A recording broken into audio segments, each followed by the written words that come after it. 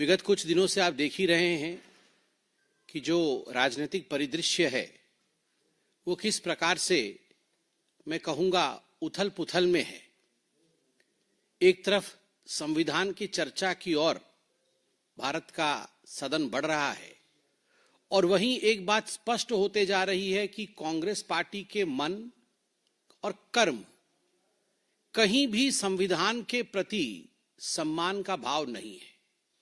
There is no respect whatsoever either in the functioning or in the words of the Congress party for the Constitution of India.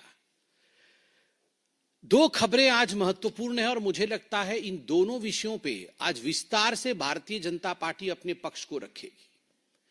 पहला विषय जो आज सुबह से अखबारों, media और टीवी में हम सब देख रहे हैं कि कांग्रेस पार्टी और इंडी गठबंधन के कुछ घटक दल ईवीएम को लेकर और इलेक्शन कमीशन को लेकर सर्वोच्च न्यायालय, सुप्रीम कोर्ट में एक पीआईएल दाखिल करेंगे।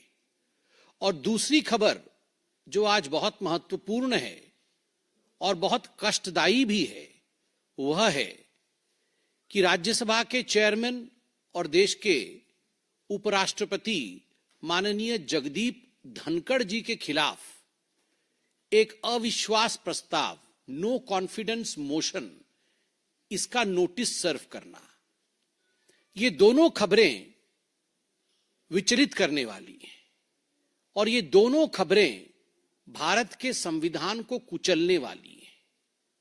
सबसे पहले आज सुबह से जो हम खबर देख रहे हैं कि कांग्रेस पार्टी ने तय किया है और कुछ घटक दलों ने यह तय किया है, खास करके हरियाणा और महाराष्ट्र के चुनावी नतीजों के बाद, कि विधानसभा के इन चुनावी नतीजों को लेकर इलेक्शन कमीशन को और ईवीएम की प्रणाली को वो सुप्रीम कोर्ट में घसीटेंगे।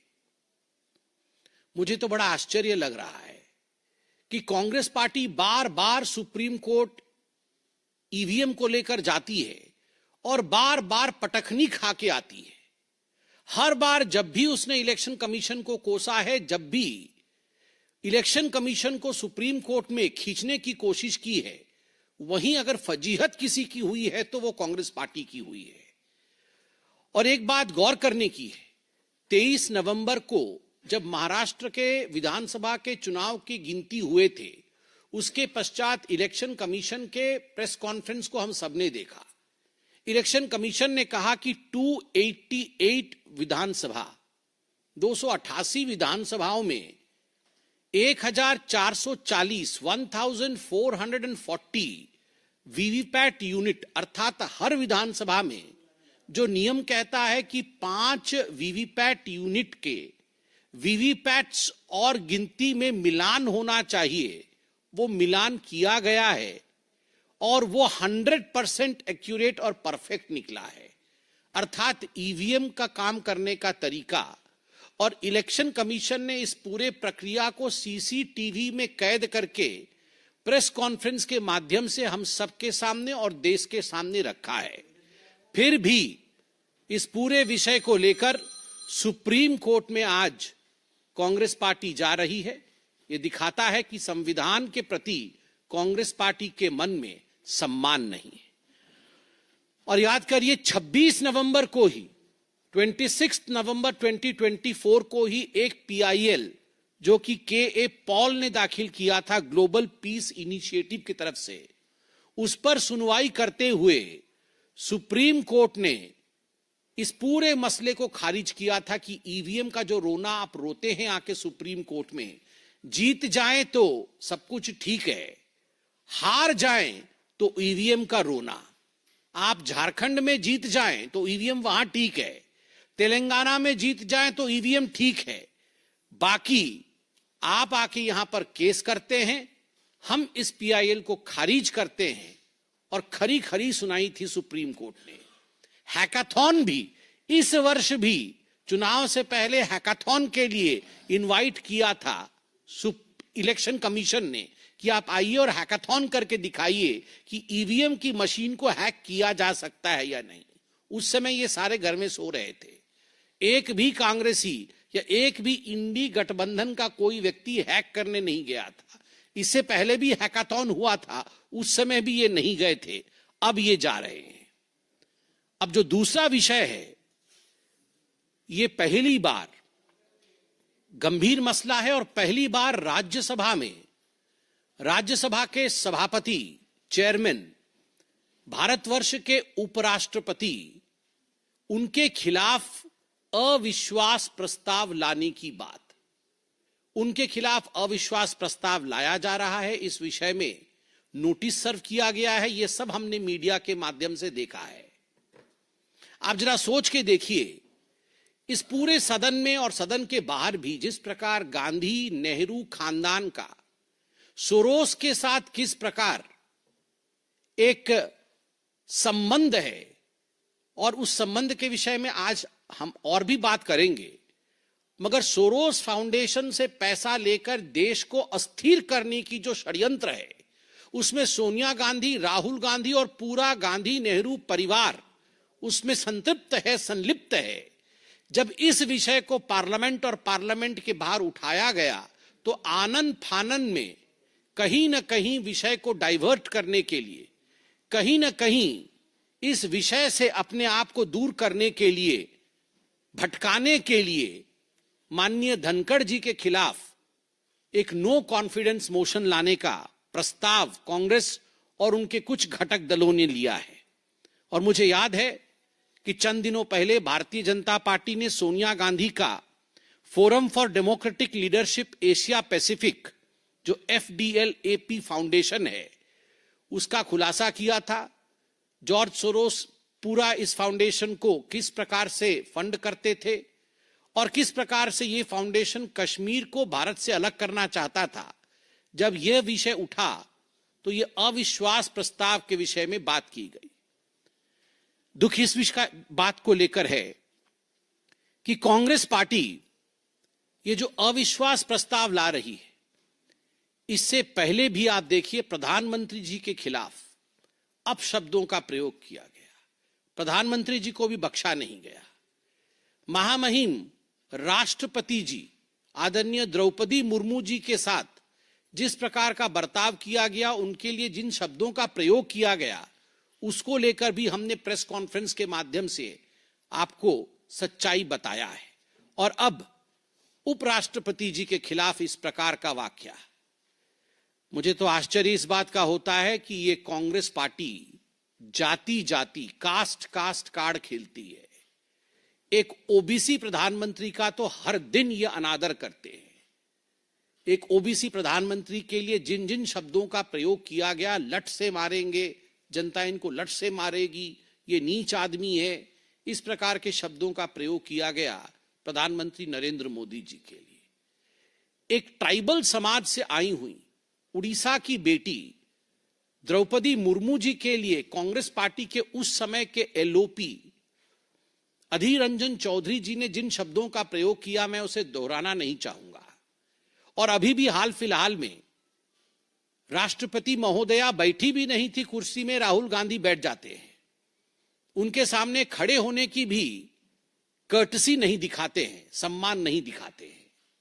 और आज जाति के बात करने वाले एक साधारण किसान परिवार से आया हुआ किसान का बेटा जगदीप धनखड़ जी के विरोध में अविश्वास प्रस्ताव लेकर आना, ये किसका असम्मान है? ये किसान पुत्र का असम्मान है। A man who comes from a humble background, उसका असम्मान है। और आप जाति की बात करते हैं, मैं आपको एक स्पष्ट रूप से बता दूं यहां पर कि कांग्रेस पार्टी भी जानती है, घटक दल भी जानते हैं कि संख्या उनके हक में नहीं है। This notice is going to fall, यह नोटिस गिर जाएगा, कुछ होगा नहीं।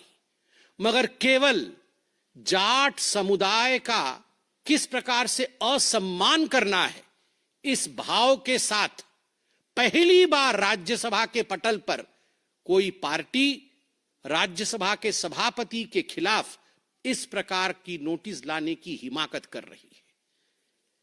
जाट वतन परस्त होते हैं, जाटों ने अपनी खून बहाई है हिंदुस्तान की आजादी के लिए, हिंदुस्तान के लिए। आज आप एक जाट उपराष्ट्रपति के ऊपर इस प्रकार से आक्षेप लगा रहे हैं, आप उनको कहीं ना कहीं कलंकित करने की चेष्टा कर रहे हैं कि वो अपना काम ठीक से नहीं कर रहे हैं। मैं आपको बता दूं, एक किसान पुत्र, एक जाट कभी झुकता नहीं, वो कभी नहीं झुकेगा और जाट का सम्मान सदैव हिंदुस्तान में बरकरार और अडिग रहेगा।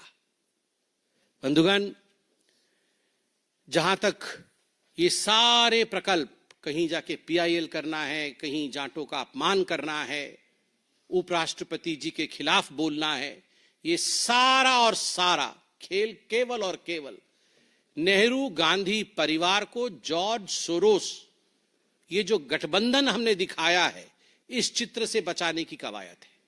और आज एक और खुलासा हुआ है।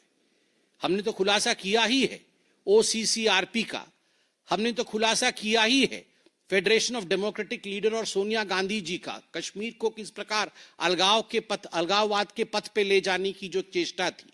मगर आज खुलासा यह भी हुआ है कि फोरी नेहरू जो कि हंगेरियन थी, she was not Indian, Hungarian थी, और उनकी शादी बीके नेहरू जो कि नेहरू जी के कजिन थे, जवाहरलाल नेहरू जी के कजिन थे बीके नेहरू, और भारत के दूत थे, एम्बेसडर थे यूएस में। बीके नेहरू जी की शादी फोरी नेहरू से हुई थी, और फोरी नेहरू ये भी एक तरह से इनका बहुत बड़ा जुड़ाव और संबंध सोरोस जी से था। And the Gandhi-Nehru clan maintained this correspondence till Fori ji was there, and after she left, after her demise as well, this correspondence continued. ये जो extended correspondence था फोरी नेहरू और गांधी परिवार के बीच में, वो गांधी परिवार की ही हिस्सा थी और राहुल गांधी की आंटी थी, अगर देखा जाए तो आंटी ऑफ राहुल गांधी। तो ये जो एंटी इंडिया एक्टिविटी थी, ये कोई आज से शुरू नहीं, ये आंटी के जमाने से चला आ रहा है। तो ये एक इसकी लंबी परिधि है, एक लंबा इतिहास है। और मैं कहूंगा इन सभी चीजों को छुपाने के लिए आज अंततोगत्वा जिस प्रकार से संविधान के खिलाफ कांग्रेस पार्टी काम कर रही है, वो सब भी हमसे छुपा नहीं है। पार्लियामेंट जवाब देगा, देश की जनता जवाब देगी। धन्यवाद। Mohit Bhatt, Times now.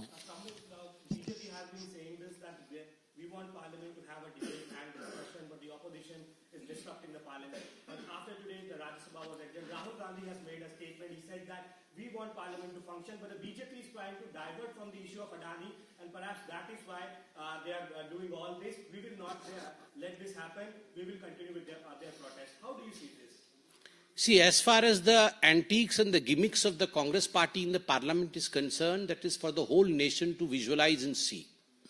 Just imagine, almost every day, the theatrics that the Congress party continues to have on the gates of parliament is open to all. I mean, we have T-shirts, we have stickers, then we have bags, we have masks. So what is Congress into? I mean, like, while we in the BJP, the member of parliaments, are preparing documents, we are preparing documents every day evening, that tomorrow what would be the notice of 0 hour? What are the questions that we are going to raise? The Congress party is busy with all these accessories. On one hand, BJP is preparing documents. On the other hand, Congress is busy preparing tracksuits, stickers, hats, caps, masks. अब यही सब काम करेंगे वो। Factory खोले, cap, mask, hat, PAT का।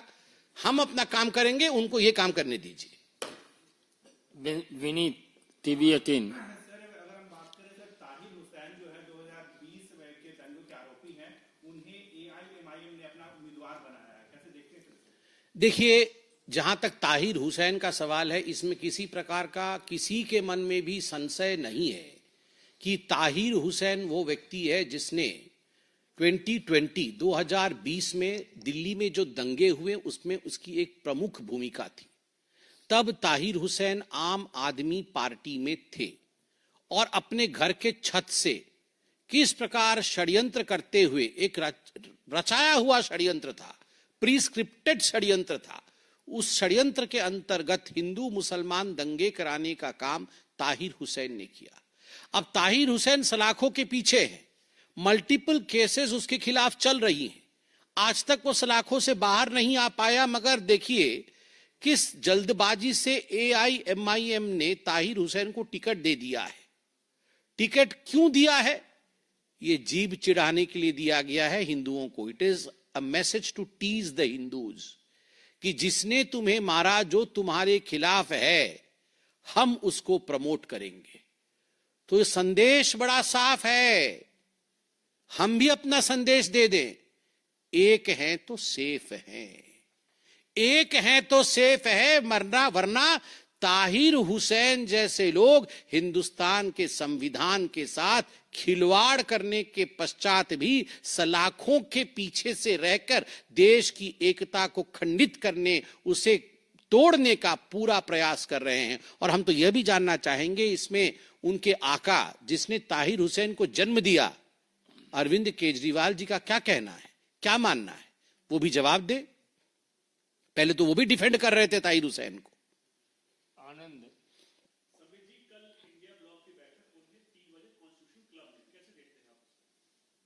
तो इसमें कौन कौन पार्टिसिपेट करेगा? कोई तो किसी को मान नहीं रहा है।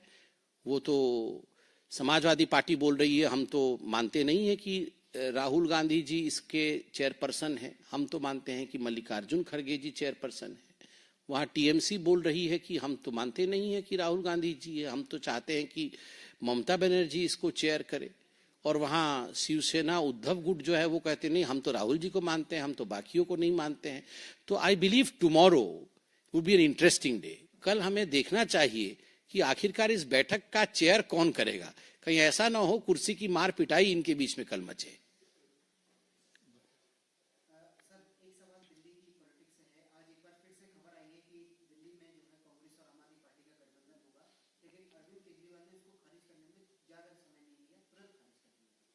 देखिए, जहां तक दिल्ली की राजनीति का सवाल है, आप कुछ दिनों से देख रहे हैं पूरी तरह से कंफ्यूजन में चल रहा है। सब जो आम आदमी पार्टी के नेता हैं वो अपनी अपनी सीटें बदल रहे हैं। जो मनीष सिसोदिया कभी पटपड़गंज से लड़ रहे थे वो जंगपुरा चले गए हैं। और अभी गठबंधन की बात नहीं हो रही थी, अब गठबंधन की बात हो रही है, फिर खारिज की जा रही है। जहां कंफ्यूजन होता है, आप याद रखिए, वहीं हार होती है। जहां स्पष्टता होती है, जीत वहीं होती है। भारतीय जनता पार्टी की स्पष्टता है, जीत भारतीय जनता पार्टी के साथ है। और जो कंफ्यूजन कांग्रेस पार्टी और आम आदमी पार्टी के बीच में है, स्वाभाविक रूप से दो चीजें हैं। गठबंधन नहीं हो रही है, इसका अर्थ है कि all is not well in INDI bloc. हो रही है तो आप खुल के बोलिए, इसका अर्थ है कंफ्यूजन की स्थिति है, हार की स्थिति है। इसमें बहुत अच्छा लिखा है अभी हमारे संजय जी ने भी, और मुझे बताना चाहिए, कांग्रेस और आप चोरी चोरी चुपके चुपके। तो ये चोरी चोरी चुपके चुपके, वैसे संजय जी आपने बता तो दिया, मैंने बताया, मगर चोरी चोरी चुपके चुपके ये अलायंस का खेल खेल रहे हैं या ये चोरी चोरी चुपके चुपके? तो चुपके चुपके चोरी चोरी, मतलब दोनों तरफ से हो सकता है, चोरी चोरी चुपके चुपके या चुपके चुपके चोरी चोरी।